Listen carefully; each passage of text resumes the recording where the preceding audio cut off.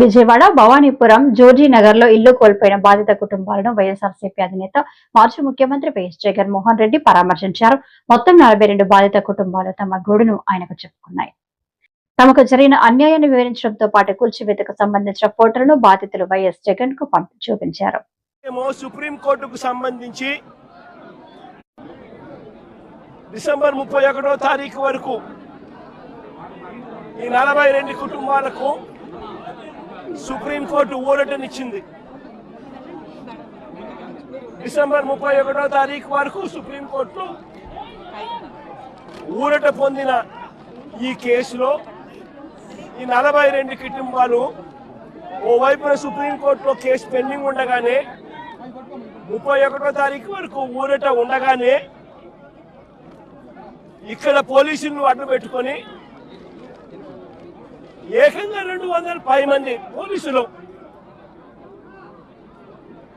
ఇక్కడ వచ్చి ప్రైవేట్ పార్టీకి మద్దతు తెలుపుతూ ఈ 42 ఇళ్లకు సంబంధించిన బాధితులను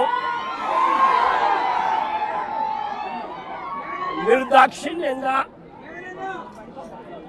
వాళ్ళ ఇంట్లో ఉండగానే వాళ్ళ ఇళ్ళన్నీ కూడా పగలగొట్టడం జరిగింది. వీళ్ళందరినీ రోడ్డును పడేయడం జరిగింది. నేను అడుగుతా ఉన్నాను, ప్రభుత్వ పెద్దల ప్రమేయంతోనే వారి సహకారంతోనే వారి ఆశీస్సులతోనే ఇంత అకస్మాత్తుగా సుప్రీంకోర్టులో డిసెంబర్ 31వ తారీఖున వరకు గడువు ఉంది అని తెలిసినా కూడా అధికార దుర్వినియోగం చేస్తూ వీళ్ళందరినీ రోడ్డు పాలు చేయడం జరిగింది. నేను అడుగుతా ఉన్నాను ఇక్కడే, అయ్యా చంద్రబాబు గారు, ఈ 2 ఎకరాల 17 సెంట్లకు సంబంధించి వీటి విలువ ఎంత అని చెప్పి నేను ఇక్కడ అడిగా. ఎంతక్క ఇక్కడ దీని విలువ? ₹1 కోటి ప్లాట్ అండి. అందరి ₹1 కోటి పైనే ఉంది. 250 కోట్లు. దాదాపుగా ఈ 2 ఎకరాల 17 సెంట్లు వీళ్ళు ఇల్లు కట్టుకొని ఏదైతే ఉంటా ఉన్నారో కరెంటు మార్కెట్ విలువ దాదాపుగా 150 కోట్లు పైచిలుకోట. 150 కోట్ల పైచిలుకు గల ఈ ప్రాపర్టీకి ప్రైవేట్ వ్యక్తులు సొసైటీ పెట్టడం జరిగింది. తప్పుడు డాక్యుమెంట్లతో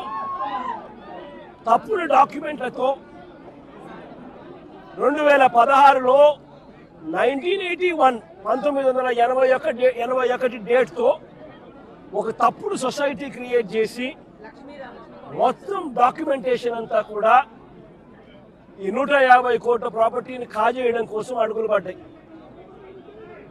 వీరందరూ చంద్రబాబు నాయుడుతో సన్నిహితులు. నారా లోకేష్ గారి ఇన్వాల్వ్మెంట్, లోకల్ ఎంపీ కేశినేని చిన్ని పూర్తిగా ఇన్వాల్వ్ అయి ఉన్నారు. ఇక్కడ కార్పొరేటర్ కూడా జనసేన పార్టీకి సంబంధించిన కార్పొరేటర్ కూడా ఒక ఆయన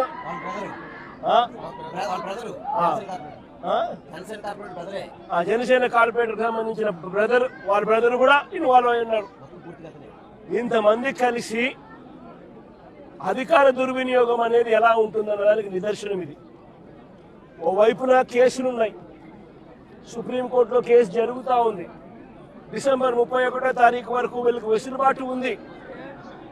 మరోవైపున ఆ కేసు అక్కడ కొనసాగుతూ ఉండగానే 200 మంది పైచిలకు పోలీసులు ఇక్కడికి వచ్చి ఏకంగా ఈ పోలీసులు ఈ అన్యాయస్తులకు మద్దతు ఇస్తూ బుల్డోజర్లు పెట్టి పేదలను, మధ్యతరగతి వాళ్ళను రోడ్డు పాలు చేసిన ఘటన ఇది.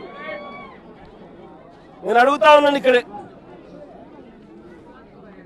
ఈ 2 ఎకరాల 17 సెంట్లలో దాదాపుగా 25 సంవత్సరాల నుంచి, అంటే 2001 పై నుంచి 2001 ముందు నుంచి 25 సంవత్సరాలుగా వీళ్ళు ఇక్కడ నివాసం ఉంటా ఉన్నారు. ఇందులో చాలా మంది ఇల్లు కట్టుకున్నారు.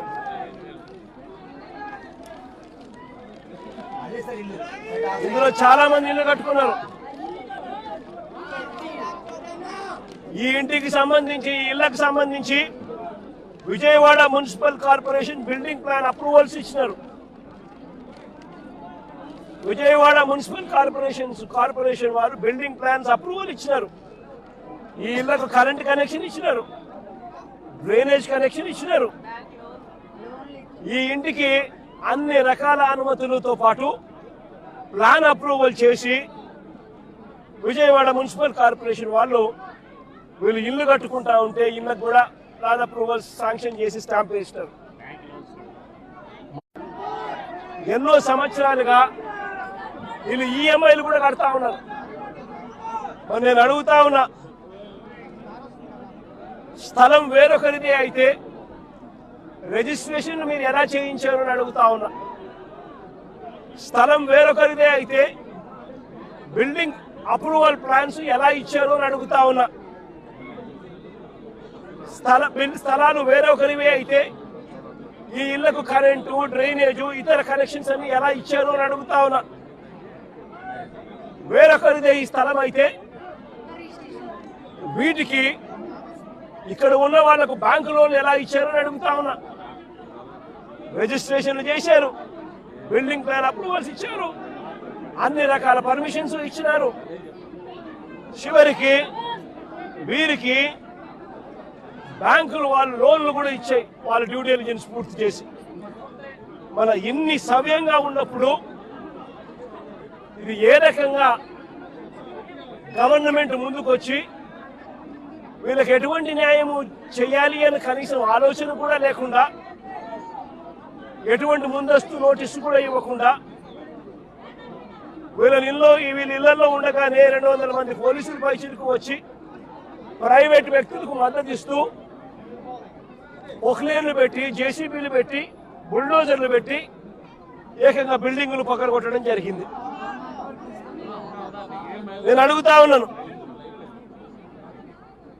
వీళ్ళు చాలా మంది చెప్పడం కూడా జరిగింది, ఈ స్థలాలు మళ్ళీ కొనుగోళ్లు జరిగేటప్పుడు కూడా, క్రయ విక్రయాలు జరిగేటప్పుడు కూడా పలు సందర్భాలలో ఇక్కడ వాళ్ళంతా కూడా పేపర్లో అడ్వర్టైజ్మెంట్లు కూడా ఇచ్చినారు. ఎవరికైనా అభ్యంతరాలు ఉంటే తెలియజెప్పాలి అని చెప్పి పత్రికా ప్రకటనలు కూడా ఇచ్చారు. పత్రికా ప్రకటనలు ఇచ్చినప్పుడు కూడా ఎవరు కూడా అభ్యంతరాలు ఎక్కడా కూడా వెలుబుచ్చలేదు. అలాంటిది 25 సంవత్సరాలుగా వీళ్ళు ఇక్కడే ఇలాగే ఉంటూ ఉంటే వీళ్ళను బుల్డోజర్లు పెట్టి